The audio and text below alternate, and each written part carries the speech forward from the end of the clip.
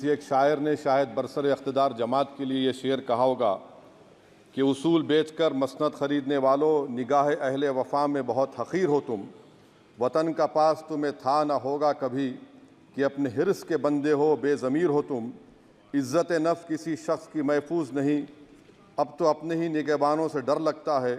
डंके की चोट पे जालिम को बुरा कहता हूँ, मुझे सूली से न जिंदानों से डर लगता है। मोहतरम चेयरमैन साहब, मैं आज इन लोगों की तरफ से बोल रहा हूँ जो दिखते तो हैं, जिनके बारे में बात तो होती है मगर उनकी कोई नहीं सुनता। मैं उनके बारे में बोल रहा हूँ जिनके बारे में वज़ीर आज़म मोदी ने कहा था कि घुसपैठी है।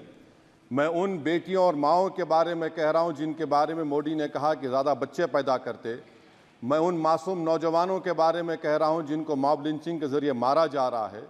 मैं उन बेज़ुबान माँ और बाप के बारे में बोल रहा हूँ जिनकी औलाद आज इस हुकूमत के गलत क़ानून के चक्कर में जेलों में सड़ रहे हैं। सर, मैं दस्तूर जब इस ऐवान में बन रहा था, संविधान बन रहा था, तो उस वक्त अलहदा वोटर लिस्ट और इंतखाबी रिजर्वेशन की बात आई तो उस वक्त के हमारे फाउंडिंग फादर्स ने, हमारे बुज़ुर्गों ने, दोनों समुदाय के हिंदू और मुसलमानों ने फ़ैसला किया कि हम इस पर राज़ी नहीं होंगे। बल्कि उन्होंने क्या कहा था हमारे फाउंडिंग फादर्स ने, उन्होंने मुखालिफत की थी अलहदा वोटर लिस्ट की और इंतखाबी रिजर्वेशन की। उन्होंने कहा था, I quote sir, it is the duty of majority community to ensure that minorities are elected in the representative numbers. BJP मुसलमानों की नफरत पर जीतती है और मुसलमानों के नाम निहाद मसीहा मुसलमानों के 90% ज़्यादा वोट हासिल करते हैं, मगर फिर भी इस ऐवान के दरवाजे नहीं खुलते मुसलमानों के लिए और सिर्फ 4% मुसलमान जीत कर आते हैं। सर, संविधान सिर्फ एक किताब नहीं है जिसे चूमा जाए, संविधान एक किताब नहीं है जिसे दिखाया जाए, संविधान एक सिंबल भी है, मगर संविधान एक हमारे बुजुर्गों के ख्वाबों की किताब है। हमारे जमहूरियत को हमारे बुजुर्गों ने इस तरह समझा, हमारे फाउंडिंग फादर्स ने इस तरह जमहूरियत को समझा कि इसमें हर समुदाय और मजहब और समाज के मानने वाले लोगों की राय को शामिल किया जाएगा इस मुल्क को चलाने के लिए। मगर इस ऐवान में सिर्फ 4% मुसलमान जीत कर आते हैं। मैं संविधान से जो मोहब्बत के दावे करते हैं उनसे कहूँगा कि कभी उठाकर पढ़ो कॉन्स्टिट्यूएंट असेंबली डिबेट्स में कि नेहरू ने, H.C. मुखर्जी ने, सरदार हुकुम सिंह ने माइनॉरिटीज़ के बारे में क्या कहा था। सर, वतन अजीज़ का मुस्तकबिल कैसा होगा जब बीजेपी मुझे गायब करना चाहती है और दीगर हिज़्ब इख्तिलाफ की पार्टियां के लिए मेरा वजूद सिर्फ वोट डालना और अपनी खबर में जाकर सो जाना है। इसीलिए आप देखते हैं कि ये समाजी इंसाफ है सर कि 4% मुसलमान जीत कर आते हैं। सर, इस ऐवान में ओबीसी समाज के एमपी अब अपर कास्ट के एमपी के बराबर हो चुके हैं। ओबीसी समाज के एमपी अब अपर कास्ट एमपी के बराबर हो चुके हैं और 14% मुसलमान सिर्फ 4% जीत कर आते हैं। CSDS का डेटा ये बताता है कि इस मुल्क में जो वोट बैंक है, जो एक मुश्त वोट डालता है, वो अपर कास्ट का है। मुसलमान का कभी ना वोट बैंक था ना कभी रहेगा।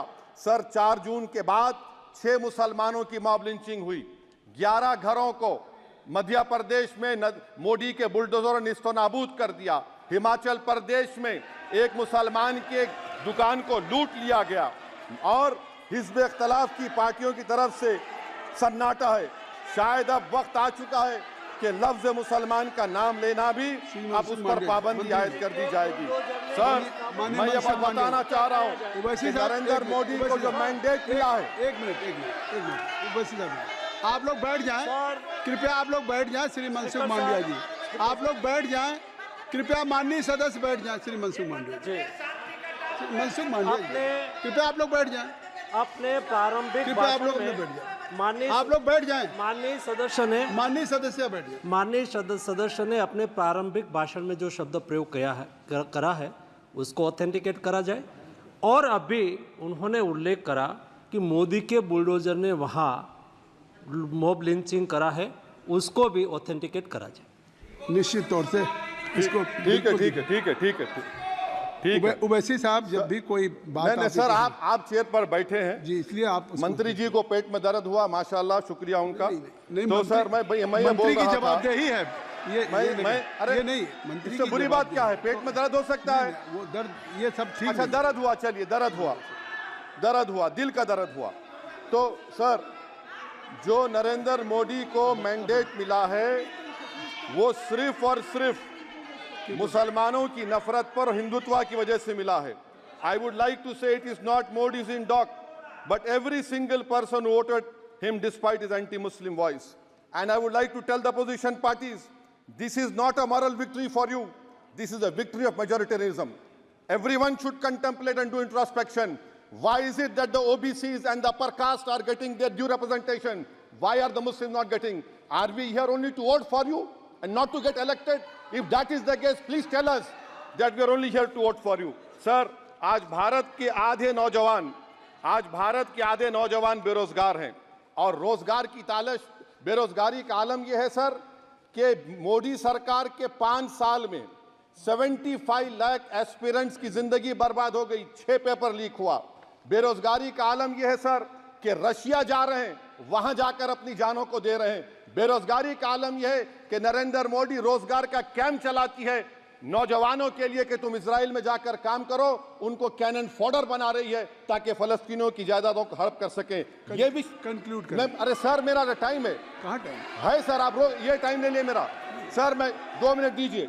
ये विश्वगुरु की पॉलिसी है। इजराइल को 27 टन हथियार जा रहा है।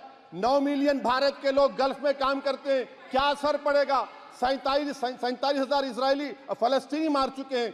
क्या है हमारी पॉलिसी सर? क्यों हथियार दे रहे हैं? सर नस्लकशी हो रही है। सदर जमहूरिया के खुतबे में राष्ट्रपति के सर मैं उसी पे बोल रहा हूं सर, उसमें लिखा हुआ है फॉरेन पॉलिसी के ऊपर, आप पैराग्राफ नंबर 25 देख लीजिए। सदर जमहूरिया में सैचुरेशन अप्रोच है। क्यों नहीं मोदी सरकार माइनॉरिटीज को फ्री स्कॉलरशिप को डिमांड करती है सर? उसको आपने बजट कम कर दिया। सर बनारस का बुनकर 18 महीने से मंडी का शिकार है, सूरत और बेंगलुरु जा रहा है। सर आखिरी बात कंक्लूड कर रहा हूं, आखिरी बात सर, पनून केस में निखिल गुप्ता, मोदी ने कहा था कि हम घर में घुसकर मारा, तो निखिल गुप्ता को किसने ऑर्डर दिया था पनून को मारने का? अगर नहीं दिया तो उसको बचाइए, और अगर दिया नहीं तो फिर उस पर पीएमएलए क्यों नहीं लगाते? और सर समाप्त करो। कमेटी बनाई आपने, उसका क्या हुआ? सर हम एससीओ को नहीं जा रहे।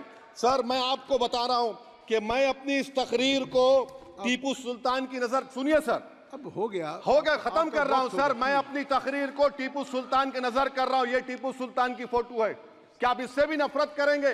सर ये संविधान में टीपू सुल्तान की फोटो है जिस पर वल्लभ भाई पटेल ने साइन किया, श्यामा प्रसाद मुखर्जी ने साइन किया। ये आपकी नफरत है सर। आखिर में मैं अपनी बात को खत्म कर रहा हूं इस शेर पर कि क्या दिन दिखा रही है सियासत की धूप छांव, जो कल सपूत थे वो कपूतों में आ गए, थे इस कदर अजीम के पैरों में ताज थे, इतने हुए जलील के जूतों में आ गए। बहुत बहुत शुक्रिया सर। श्री गौरव गोगोई जी। धन्यवाद सभापति महोदय।